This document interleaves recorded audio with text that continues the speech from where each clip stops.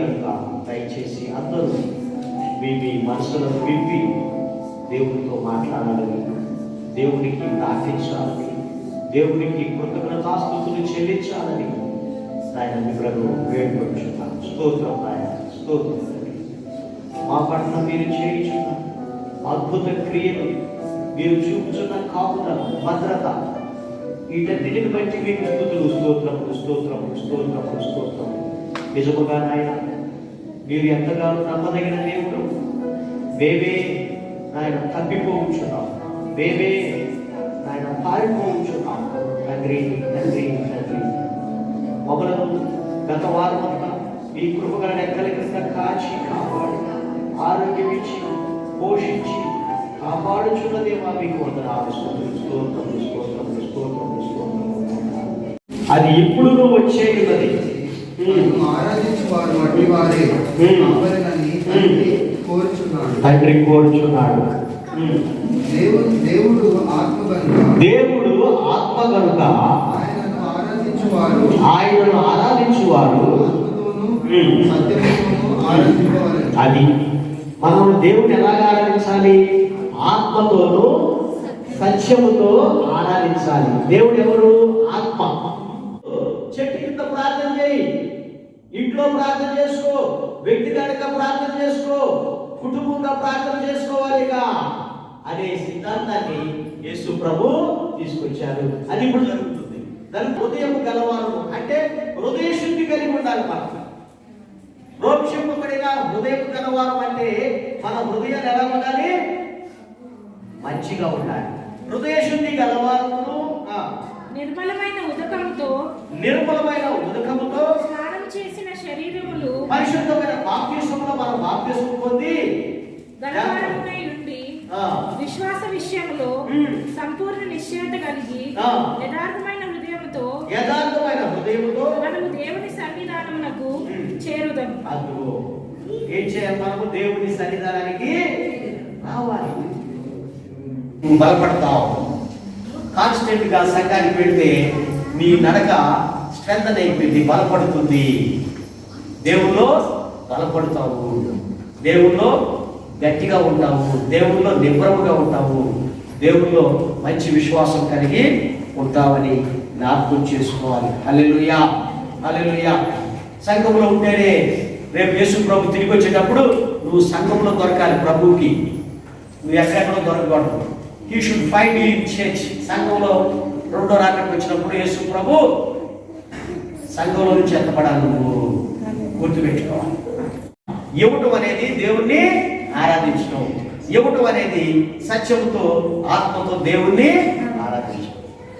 మనకున్న టాలెంట్స్ వాడటం, దేవుని ఆత్మతో సత్యంతో ఆరాధించడం. ఏ టాలెంట్ అయినా అంటారు. చూడాలి, దాతృత్వం అంటే ఏంటి? ఇవ్వగలిగిన దానికంటే ఎక్కువగా ఇవ్వటం దాతృత్వం. దరిద్రం అంటే ఏంటి? ఇవ్వగలిగిన దానికంటే కూడా తక్కువ ఇవ్వటం దరిద్రం. సంఘానికి ఇచ్చారు. 2 కొరింథీ 8వ అధ్యాయము చదువునమ్మా. 2 కొరింథీ 8వ అధ్యాయము 1 చదువుకుందాం. సహోదరులారా, మాసిదోనియా సంఘములకు అనుగ్రహింపబడి ఉన్న దేవుని కృపను గూర్చి మీకు తెలియజేయుచున్నాను. అండర్లైన్ చేసుకోవాలి. ఇది మీరు ఇంటికి వెళ్ళి చదువుకోవాలి, చదవలేదు. 2 కొరింథీ 8వ అధ్యాయం. సహోదరులారా, మాసిదోనియా సంఘము. ఏ సంఘం ఇది? మాసిదోనియా అనే ఊరు సంఘము. మాసిదోనియా ఎలాగనగా వారు బహుశ్రమలు పరీక్షింపబడగా బహుశ్రమలో ఉన్నారు. వాళ్ళు బాధల్లో ఉన్నారు, కష్టాల్లో ఉన్నారు. ఆ సంఘము అనేకమైన బాధల్లో ఉండి కూడా అత్యధికంగా సంతోషించింది. వాళ్ళు కష్టాలు కూడా సంతోషంగా సంతోషించారంట. మరియు వారు నిరుపేదలైనను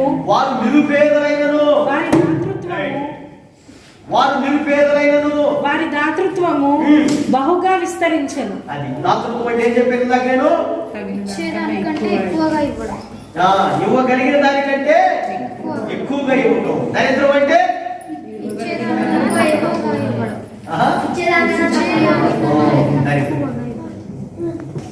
ప్రార్థనకి వెళ్ళని రోజు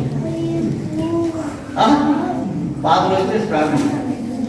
పరిచర్యలో పాలు పొందు విషయంలోను మ్మ్. మనఃపూర్వకముగా మ్మ్. మమ్మల్ని వేడుకొనుచు మ్మ్. వారు తమ సామర్థ్యం కొలదియే ఆ. గాక సామర్థ్యము కొలదే కాక సామర్థ్యం కంటే సామర్థ్యము కంటే ఎక్కువగాను ఆ. తమంతట తామే ఆ. ఇచ్చిరని మీకు సాక్ష్యం ఇచ్చుచున్నాను. అని చూసారా పౌలు గారు చెబుతున్నాడు ఈ మాట. చిత్తం వలన మాకును మాకును తమ్మును తామే అప్పగించుకొనిది ఆ, ఇంతగా చేయదురని మ్మ్. మేము అనుకోలేదు. ఇంతగా చేస్తారని మేము అనుకోలేదు.